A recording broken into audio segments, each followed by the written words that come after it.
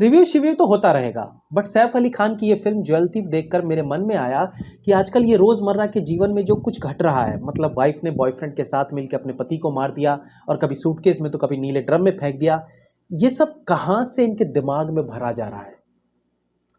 देखो, अब आधे से ज्यादा लोगों ने मन में भ्रम पाल लिया होगा कि अच्छा तो इस फिल्म में भी वाइफ का बॉयफ्रेंड मिलकर पति को मार देते हैं। नहीं मेरे भाई, ऐसा कुछ नहीं होता, लेकिन जो कुछ फिल्म में होता है उस पर चर्चा जरूर करेंगे इस फिल्म ज्वेल थीफ के रिव्यू में।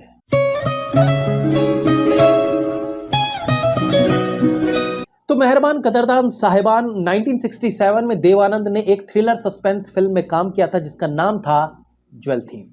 उस फिल्म में छोटे बड़े ट्विस्ट एंड टर्न तो लाजवाब थे ही, लेकिन उसमें एक अनएक्सपेक्टेड सस्पेंस भी था। लेकिन अब जो ज्वेल थीफ फिल्म रिलीज हुई है उसने तो इस फिल्म के टाइटल की नाक ही कटवा दी। तो ये अगेन एक टिपिकल हाइस्ट मूवी है।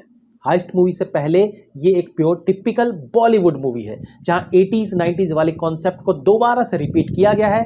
जैसे बाप बेटे के बीच ईमानदारी की लड़ाई, शरीफ ईमानदार बाप जो अपने चोर बेटे को बेटा मानने से इनकार कर देता है। अब ऐसे में बाप कितना ईमानदार है ये बताने के लिए उसकी ईमानदारी तो दिखानी होगी। तो ईमानदारी ऐसे दिखाई गई कि भैया अपने शाकाल साहब यानी कुलभूषण खरबंदा जी 10 रुपए में इलाज करते हैं गरीबों का।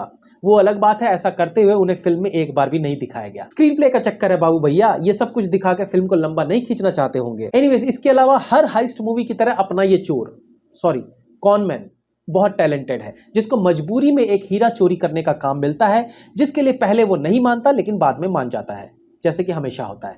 10,000 फिल्मों में ये हम देख चुके हैं। एक बदलाव किया गया है इसमें कि नॉर्मली हीरो जो है वो मेन विलन के चुंगल में फंसी एक बेचारी लड़की को दिल दे बैठता है, और यहां मेन विलन की बीवी पर ही डोरे डाल बैठता है। अब इसे जस्टिफाई भी करना था कि लड़की का दिल भी पति से हटके एक चोर पे आया, तो इसके पीछे सॉलिड रीजन होना चाहिए।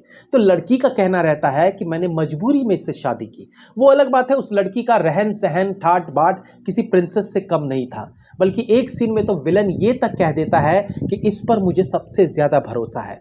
लेकिन अब मैं पूरी कहानी क्यों बताऊं, फिर कहोगे कि आप तो सारी कहानी बता देते हो। अच्छा, अपना ये विलन दुनिया के लिए जितना भी खराब था, लेकिन किसी भी सीन में ये नहीं दिखाया गया कि वो अपनी बीवी के लिए कैसे खराब था। देखो, मैं कुछ बताऊं या ना बताऊं, आपको आइडिया होता चला जाएगा कि इसमें क्या कुछ होने वाला है। ऑफ कोर्स लोकेशंस अलग हो जाएंगी, थोड़ी बहुत सिचुएशंस बदल जाएंगी, but end of the day कहानी वही रहेगी।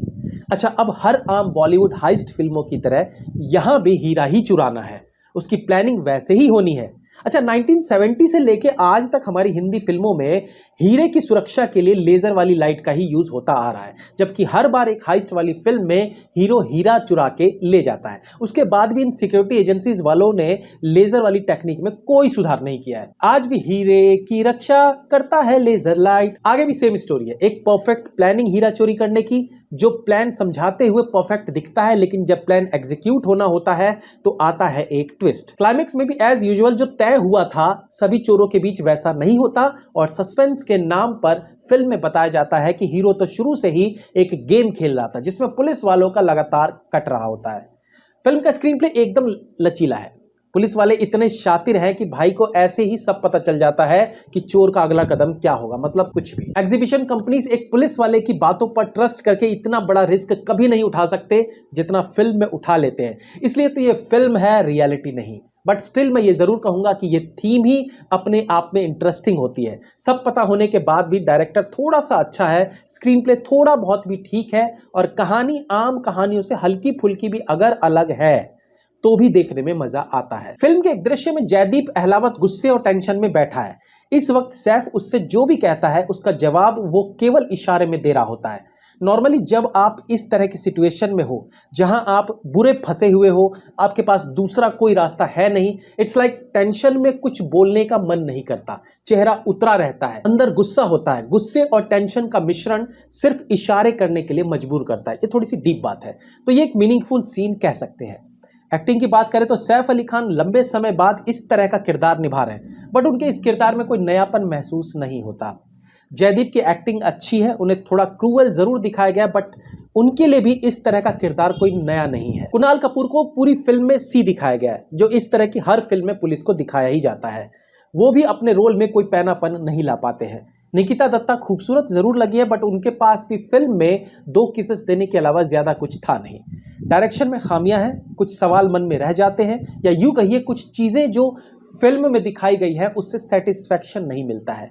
लोकेशंस अच्छे हैं, वीएफएक्स 1-2 जगह को छोड़ दिया जाए तो प्रभावित करते हैं। बीजीएम बहुत आम सा है, इवन शुरुआती 2-4 मिनट में मुझे साउंड में भी प्रॉब्लम दिखी। ऐसा लगा जैसे डायलॉग्स में थोड़ी सी गूंज है, जिसे प्रॉपर्ली समझने के लिए ध्यान से सुनना पड़ रहा था, स्पेशली जयदीप अहलावत के शुरुआती सीन। बाकी जो मैंने रिव्यू के शुरुआत में पति पत्नी और बॉयफ्रेंड वाला चैप्टर पढ़ाया था आपको, वो फिल्म में है।